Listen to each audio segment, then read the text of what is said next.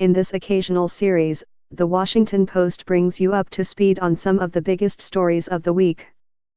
First up, the Islamic State may be in retreat, but it won't simply go away. The biggest story, the next incarnation of ISIS. As the caliphate of the Islamic State nears its end, The Washington Post's Liz Sly reflects on its rise and fall and discusses what could come next in the Middle East. The jihadists plan to use women to launch the next incarnation of ISIS. In recent months, female immigrants to the Islamic State have been fleeing the caliphate by the hundreds, eventually returning to their native countries or finding sanctuary in detention centers or refugee camps along the way.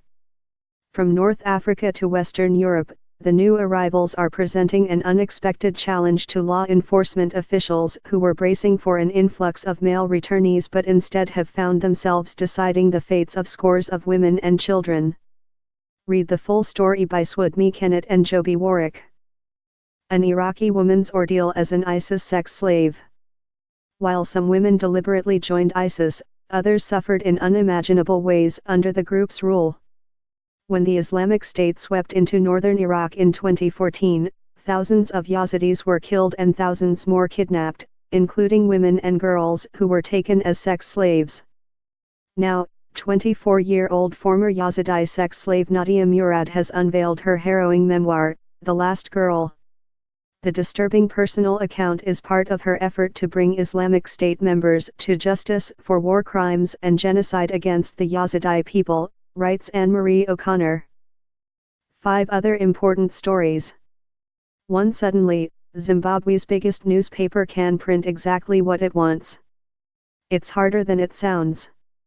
After the resignation of Robert Mugabe as the leader of Zimbabwe, the country's biggest newspaper, long the mouthpiece of the regime, was suddenly without a censor. Inside the newsroom, a frenzied revolution was taking place. Reporters who bit their tongues and moderated their stories for years suddenly saw an opening. It was a seismic shift for us, Felix Scher, a political reporter, told the Post's Kevin Seif. To the word the Burmese leadership did not want the Pope to say. The power of words was also on display this week in Burma, where the Pope refrained from using the term Rohingya. Rohingya Muslims are not officially recognized as a minority in Burma, and some had hoped the Pope would use of the term and increase pressure on Burma's leadership to refrain from further repression and violence targeting the Rohingya. But others feared that such a move could have escalated tensions further. Read the full story. Point 3. Even sex is in crisis in Venezuela, where contraceptives are growing scarce. In Venezuela, severe recession and runaway inflation means people often wait hours in line to buy bread, and there are shortages of everything from food to cash to medical supplies. But the shortage of contraceptives has put Venezuelans in a particularly bleak quandary: can we even have sex anymore? For the most part, they still do, sometimes with dire consequences, as Mariana Zuniga and Anthony Fiola write.